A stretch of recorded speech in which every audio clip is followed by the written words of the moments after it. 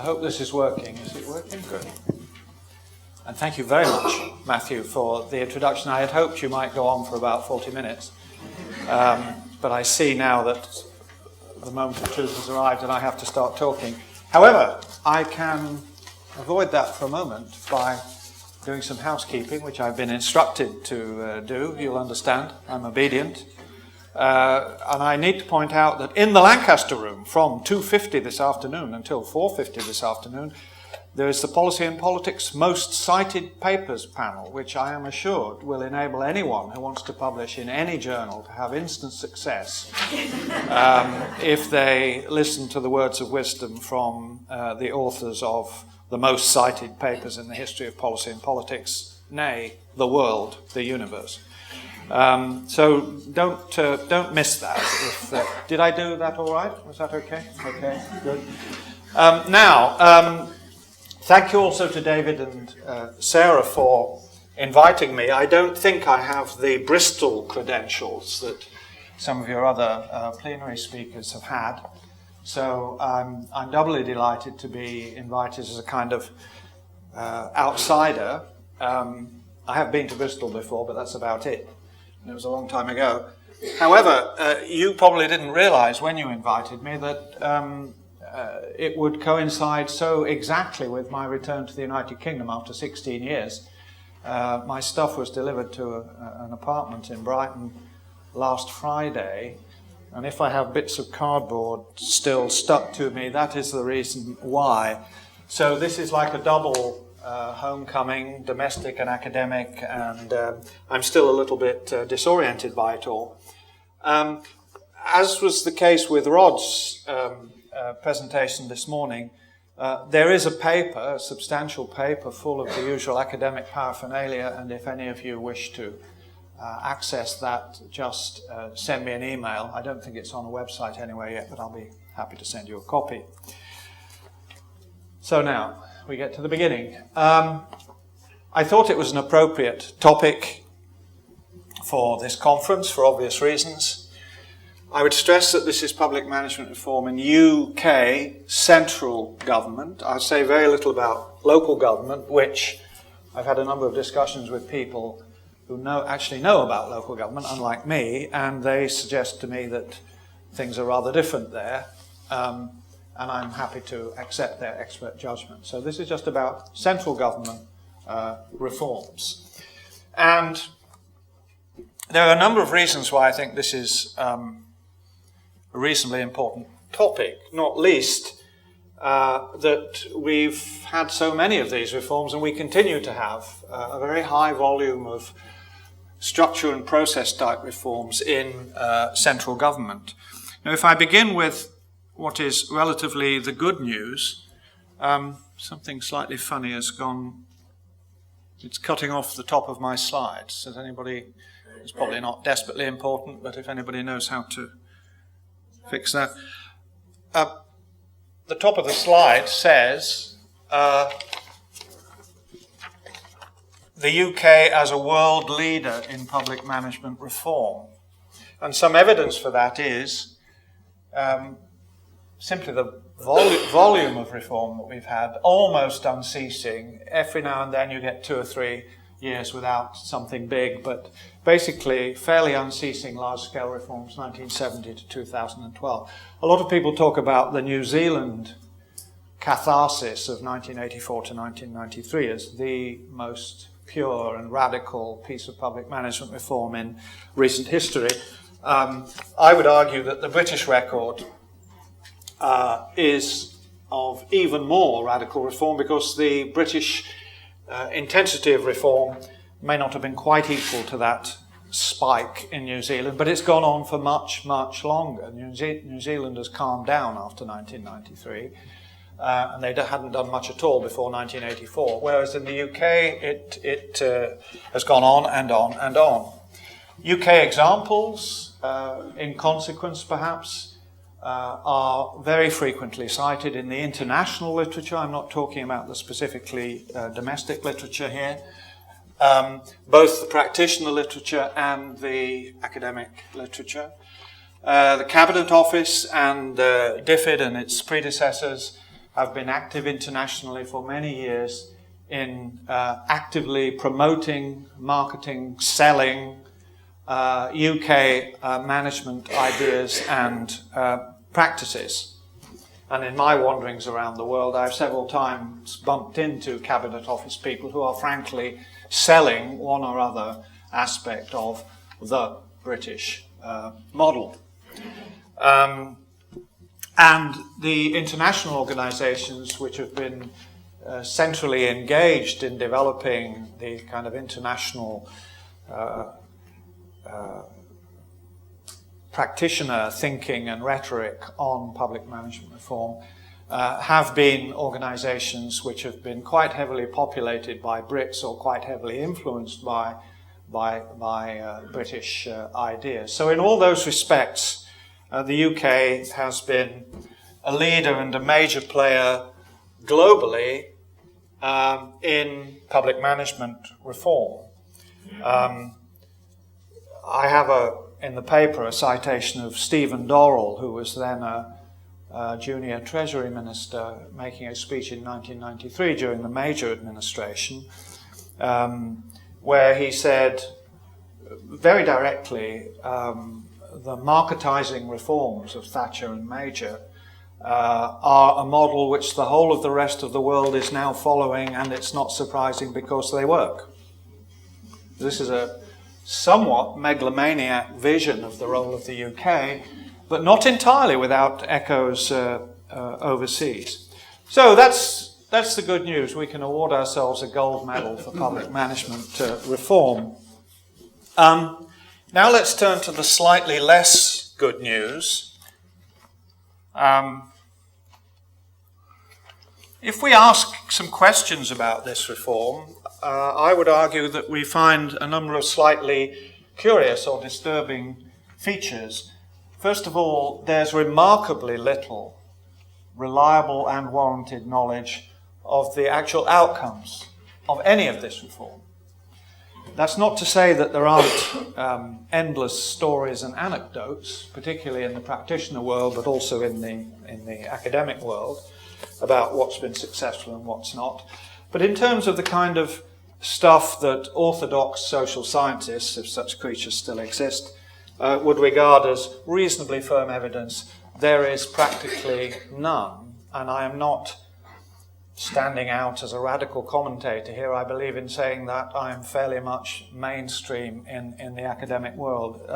I think Rod Rhodes and Christopher Hood, who was here this morning, would both probably say much the same thing, and so would a number of other people. Secondly, which is in a way more disturbing than the first point, there's very little sign that the governments who have carried out these reforms have themselves been in the least bit interested in discovering the consequences. I could come back to that, if you like. But I mean, what Christopher Hood and Ruth Dixon have recently more or less completed a massive statistical exercise on the Thatcher and Major efficiency reforms of the 1980s and early 1990s, and the broad conclusion they've come to is that there was no measurable efficiency gain.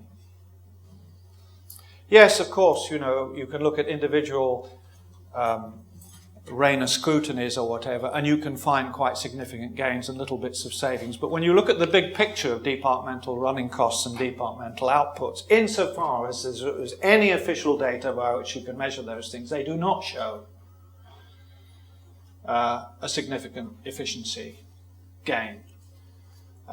There's a little bit of bumping up and down over time, but overall, no.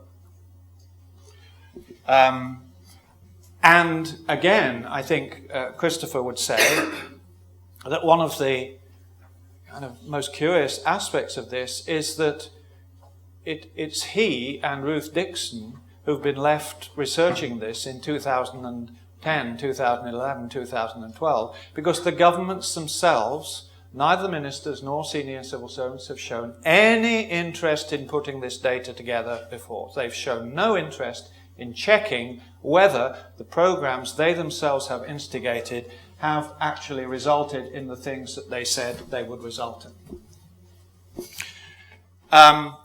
That's not to say that nothing has been learned. I do want to emphasize that I think in terms of the process of reform, obviously so many senior officials have been involved in it that many of them will have picked up all sorts of useful practitioner wisdom about how you do this stuff. But that's very different from having knowledge of what the final outcomes and effects are, whether efficiency, in terms of a ratio between inputs and outputs, or the effectiveness of public services, or the ultimate perceived quality as far as the citizens using those services. Have any of those things changed as a result of the reforms? That's a different kind of knowledge, and that seems to be much more thin on the ground. What I'd like to do very, very quickly, just to fill in the picture a little bit, give you a little bit more evidence, is to look at a sample or a selection of some of the big reform white papers over the 40-year period, and to ask about their content, their continuities and the discontinuities in them. And these are the ones that I've chosen. The Heath government 1970 reorganisation, the Thatcher 1981 efficiency in government, John Major's Citizens' Charter, Blair's modernising government, which would have been a little bit earlier if he hadn't had problems with the relevant minister, and the more recent Coalition Open Public Services white paper, which I'm sure you will all be much more familiar with than I. All these they're chosen deliberately because they're broad scope public management reform programs.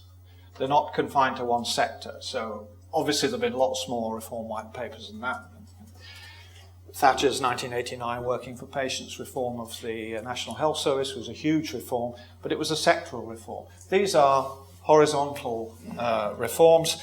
They all come reasonably early in the life of the government. So you could say that this is before these governments have been blown too badly off course, that perhaps you could argue that they embody some of the fresh ideas that these governments have brought into government and hope to implement.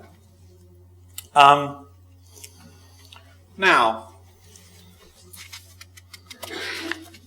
changes and continuities, looking across these 5 white papers. First of all, a very obvious, perhaps slightly superficial change is that the white papers have got much longer and they're no longer white. They become much glossier. They're written in a different way now. They're written in a kind of populist jargon. The first two, the dividing line there, I think, comes between the 1970-1981 on the one hand and John Major's Citizens' Charter. Somewhere in the 1980s, the nature of these white papers changed. Before that, they were essentially the government deigning to tell the rest of us how they were going to put their own house in order. It was like, we're going to do this. We, being the authority on the machinery of government, indeed it was then called the machinery of government, and we're going to adjust the machinery in this way in order to achieve these improvements. And the first two are focused very much on ministries. So the reorganisation of central government was about central government. It was about central policy-making machinery and big ministries. The 1981 thing was about efficiencies and saving money and cutting out waste by applying business-like techniques primarily in ministries. The later ones have broadened their scope to include the whole of the public sector, and by the 2011 white paper, beyond the public sector. You can think of this as a shift to governance if you want to be fancy about it, but certainly many more actors are being brought in. I mean, the 1999 Blair white paper very much included local authorities, partners in the non-profit and for-profit sectors. It covered a much wider range than the earlier paper. So that's something of a change. The field of activity or the scope of ideas about public management reform seems to have enlarged very considerably. Another change is that, connected with this sort of tone of voice thing, is that the citizen was barely present in the first two white papers. It was an addressee that played no other part in them. In the first two, government was just saying what it was going to do with its own stuff. Of course, by the time you get to the 2011 white paper, the citizen is smattered all over it, or a notional citizen, perhaps I should say, is smattered all over it. And it's the same citizen who is much mentioned in the Blair 1999 white paper, Modernising Government. It is the actively choosing consumer-style citizen. I think John Clark and Janet Newman have each written very persuasively and given some fine grain to this discussion of how this image of the citizen has been gradually, or sometimes rather rapidly, transformed into the consumer citizen, who still seems to be the most popular kind of citizen with the coalition government, as he or she was with the Blair and Brown administrations.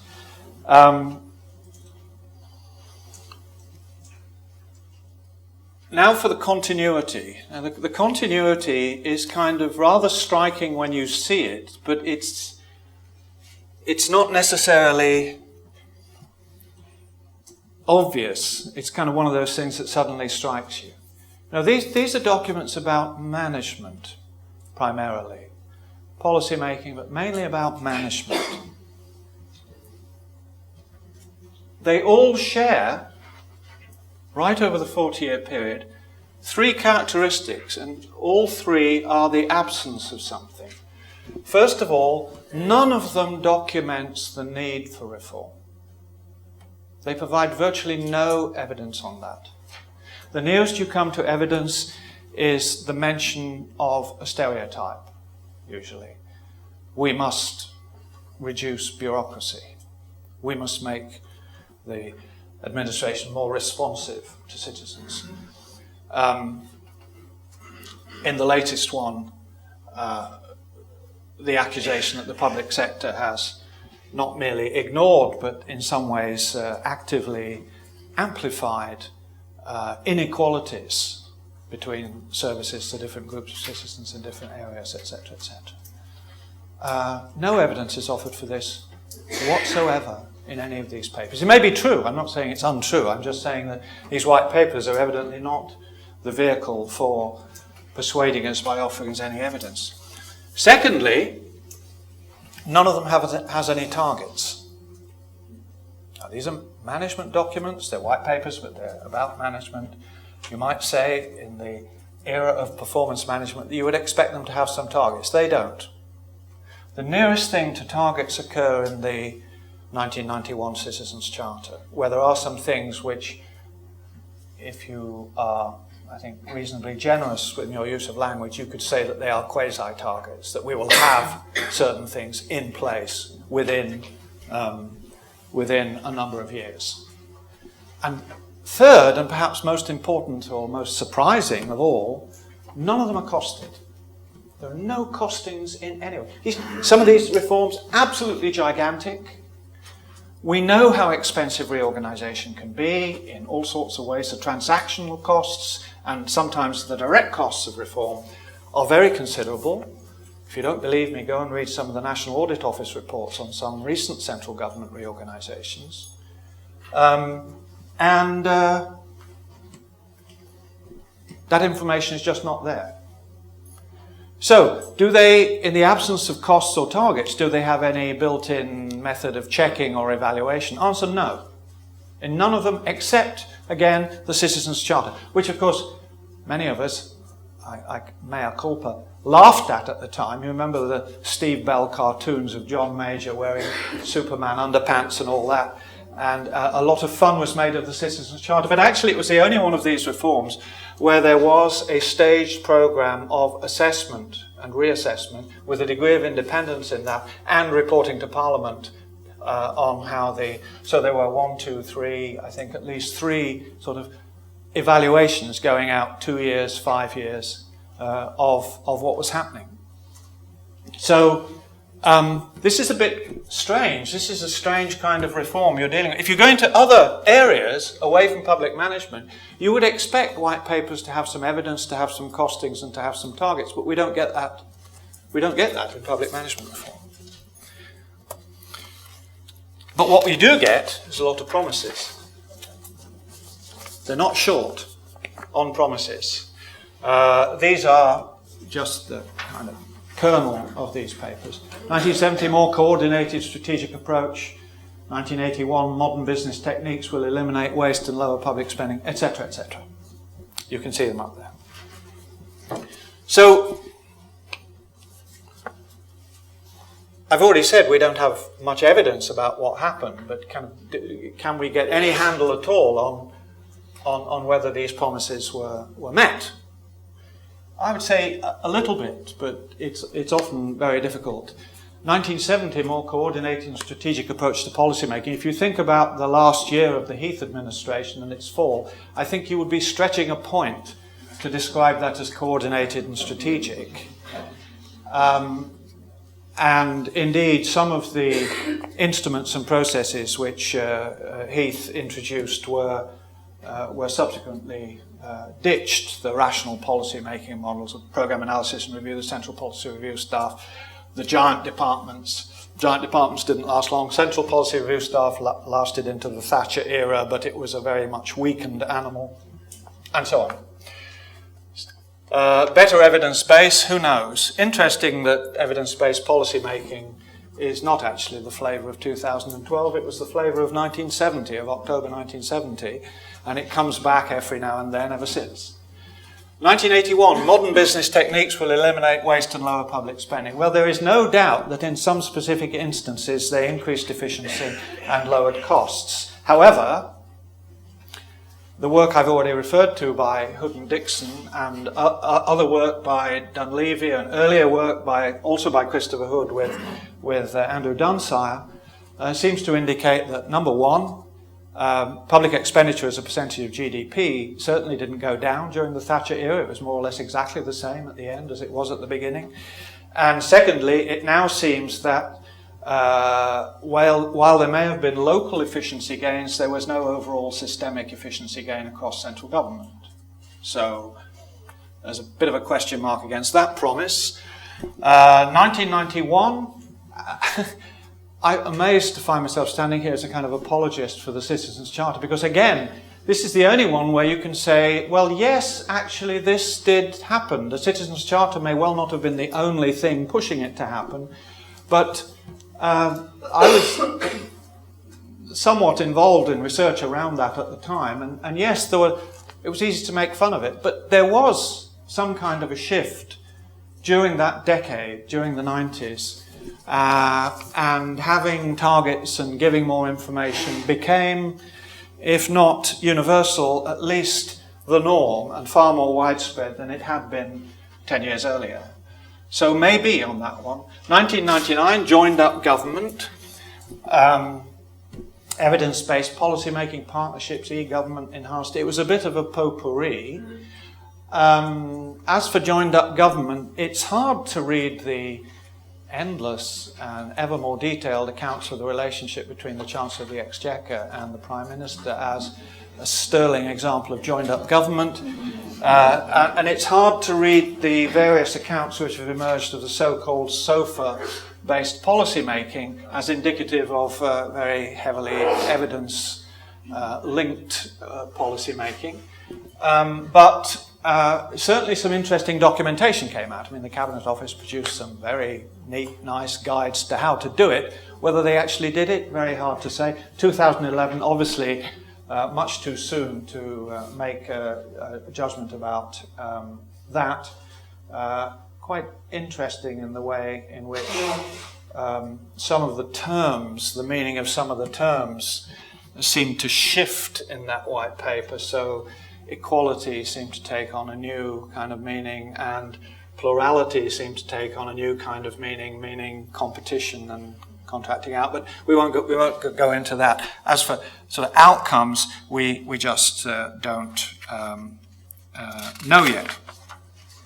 So the obvious question is why, if I'm even halfway right about this, that we've had a generation of massive change, undoubtedly costly in time and effort and to some extent in money, and all this was done without any very clear targets, without any costings, and without any follow-through to check. That's quite surprising. How could that be? Why would that be? Well, let's look at some reasons why there was so little hard evidence. I'd say there's two sort of big, obvious groups of reasons. One, and this is not the fault of Blair or Thatcher or Heath or anybody else, it's just damn difficult to design and implement monitoring evaluation for big, complex reforms of this kind for a whole raft of reasons which many people have written about, including myself.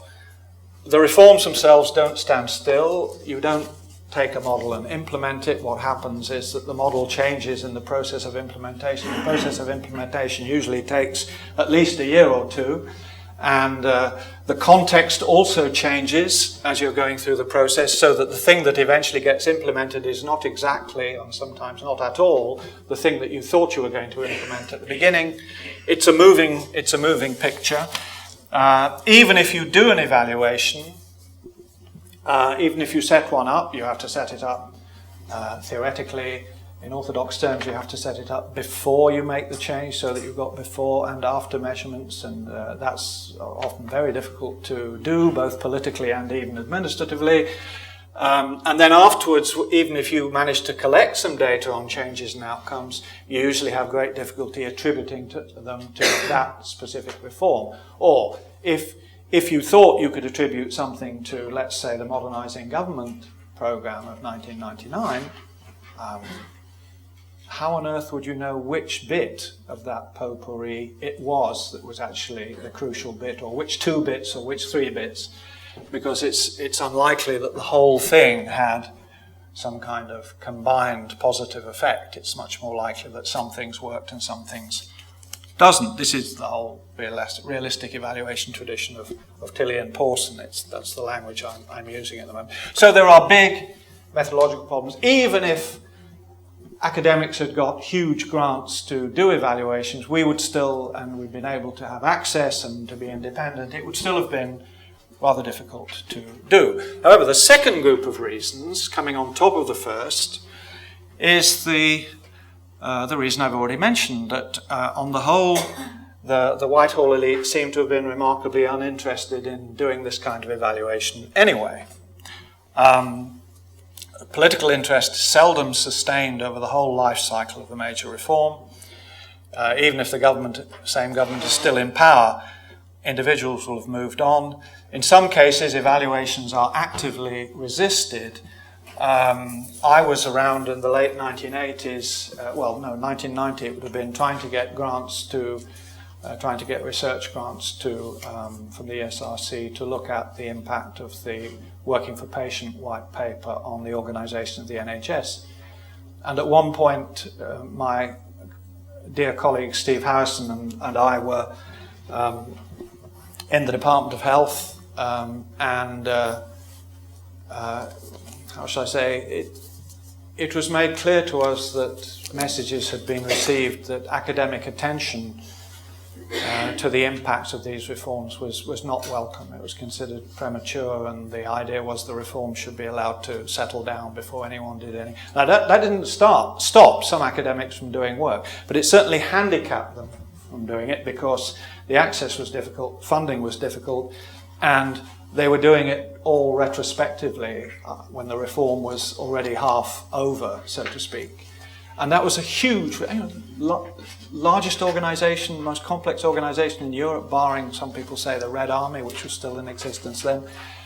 Unprecedented kind of internal market reform, which had never been tried anywhere.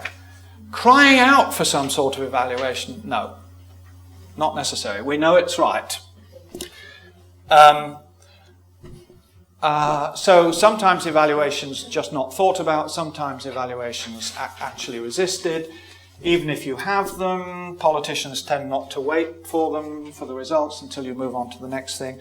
I'll give you a quote from a personal correspondence from a permanent secretary who was very heavily involved in the the Major and Blair reforms.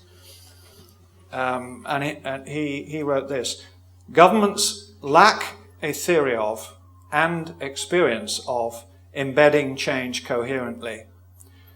So the people involved and the storylines, the people involved and the storylines are dropped and changed too quickly. The same person informed me that in his view, 2 years after the 1999 Working for Patients white paper, the 1999 Modernising Government white paper, basically the Prime Minister and his entourage and senior ministers were no longer interested in that agenda at all. Their public service reform ideas had moved on.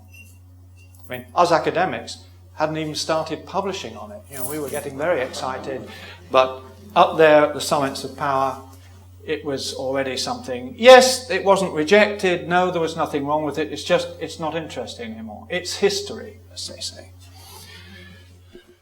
So there are two groups of reasons. Now, why has there been so much reform then, one might ask? To some extent, this has been an international wave, and we are not alone. But I would like to argue that there is a degree of UK exceptionalism in this, for reasons that I'll briefly describe. First of all, we're in the Anglo-Saxon club of enthusiasts for managerialism. So that includes Australia, New Zealand. The US is an interesting case because they talk the talk, but they don't walk the walk at all, because they have constitutional and problems with the legislature and with all sorts of vested interests that cramp the president's style if he wants to reorganize anything. And many of the American departments are the same as they were 20 years ago. They haven't been serially reorganized. But they talk the talk. They certainly have the managerialist language, and a lot of their procedures and processes are quite managerialist. But we have to remember, and those of you who've looked at any of my work over the last 15 years will be bored with hearing me say and write this.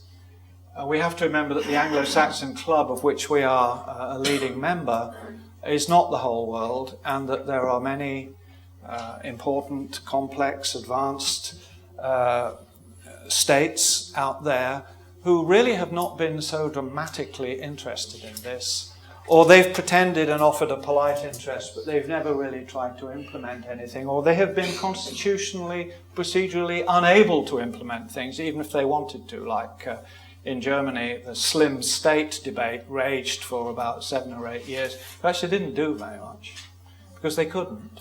The federal government remained very, very stable and similar, because it would have required very difficult legislative processes to change it. So we're a member of, first of all, we're a member of a club of enthusiasts about management change.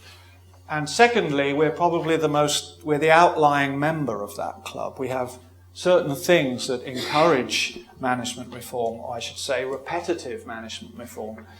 We have those things to a greater degree than anybody else. First of all, we're law-like. We don't have a constitution that restrains prime ministers who want to make changes to the machinery of government very much at all. The actual legal procedures are extremely light and easy, and as long as you have a majority in the House of Commons, you probably don't even need that. I've told academics and civil servants from other countries that the whole of the Next Steps programme of agency creation from 1988 to late 1990s, that shifted at one point nearly 70% of the non-industrial civil service out of ministries into agencies, or out of something, including ministries, into agencies. The whole of that programme was carried through with basically no new legislation. There were just 1 or 2 bits where special legislation. They can't believe it. But surely you have to have a statute when you create a new statute, when you create, you know, the prisons agency or the driving and vehicle licensing agency. No, you don't. You don't. So it's law-like. It's a highly centralised, majoritarian system, so what the Prime Minister decides usually goes. for management reform, and it's a toothless legislature. Apologies to parliamentarians among you, but as far as management reform is concerned, it's an absolutely toothless legislature. And believe me, I've sat in the libraries in the old days, actually had libraries with copies of Hansard in, and I've gone through the very few Commons and Lords debates that there have been on management reform, and they are feeble in the extreme. Some very good points made by individual speakers, but it doesn't matter. It doesn't stop anybody for 1 minute. So my conclusion is that we have a lot of management reform because it's so easy. If you want to use it, if you're a Prime Minister, you want to use it for symbolic purposes, for a little exercise of rhetoric, to show you're in charge, to show you're doing something, maybe there's been a crisis or a scandal, so let's reorganize. It's as easy as pie. This is the easiest country in the world to make those sorts of changes in, as far as I know. Somebody will now start to talk to me about how easy it is in Bogota or something, but as far as I know, it's probably the easiest country in the world. So, some reflections. I think behind this process, I would not assume that the motives for reform have remained absolutely constant over the 40-year period. I think there has been some shift. The way I would describe the shift is as follows, that in the late 1960s and early 1970s, we were just coming to the end of a period in which machinery of government changes were really rather dry and dusty things.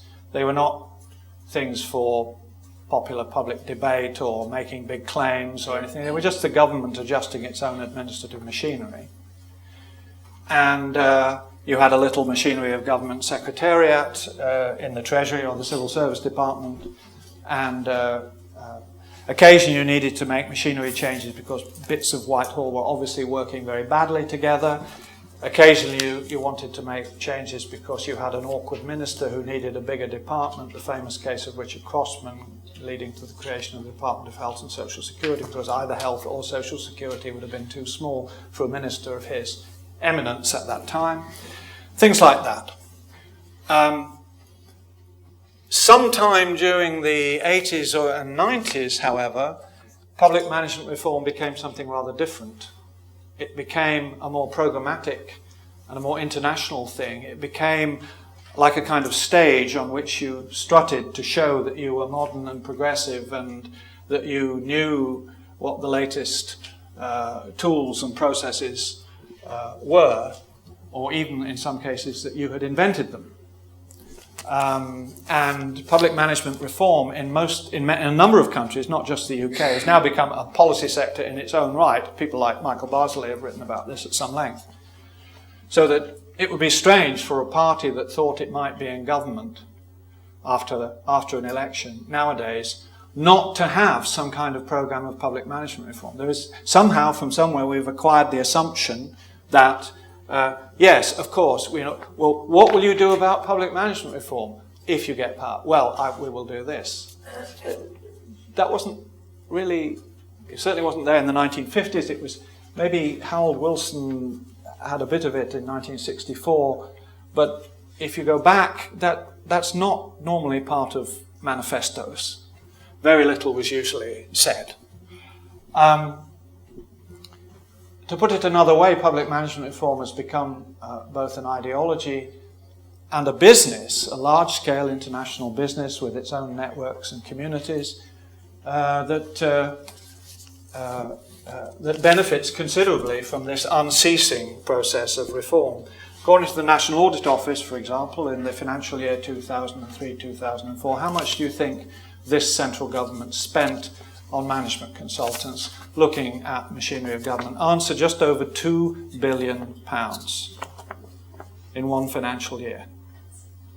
National Audit Office also discovered the interesting fact that the rising and falling of expenditure on management consultants almost exactly mirrored the private sector corporate spending on management consultants. So when private sector spending went down because there was an economic recession or something, public spending went up. So the big management consultancies were able to maintain a fairly steady flow of income. It just came from public source instead of private source sometimes. So, and people like Saint-Martin, Saint-Martin, I should say, I think, and others have written about the nature of this emerging international community and its links with management consultancies, OECD, World Bank, and various other intergovernmental organizations. Can this situation that I've described, if you believe it, can it change? Well, yes, I think a number of conditions might lead to its decay or even disappearance.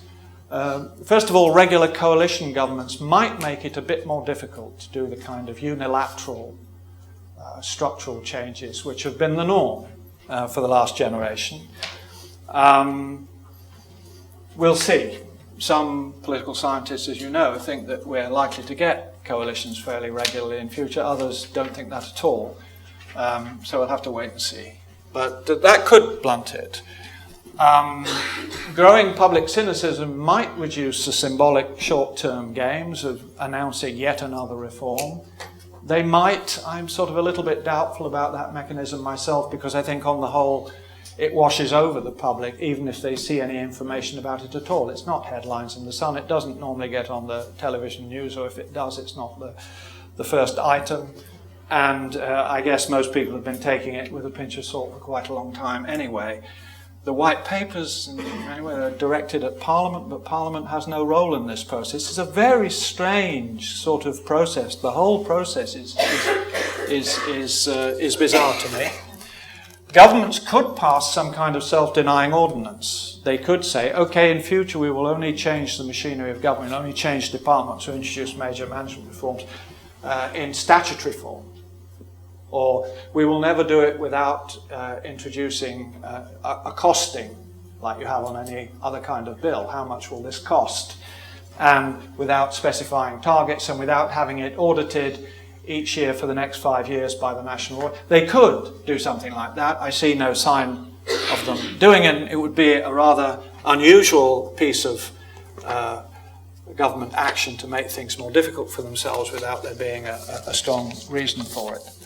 So on the whole, my hunch, it's no more than that, is that in the near future the probability of major change in this particular area of central government management reform is quite low. The current situation, the situation which has been going on more or less for 4 decades, it seems to me is likely to go on for a little bit longer. And so finally, it's not much of a joke, but I'll say it anyway. Promises continue to be plentiful, even if they're not cheap. Thank you.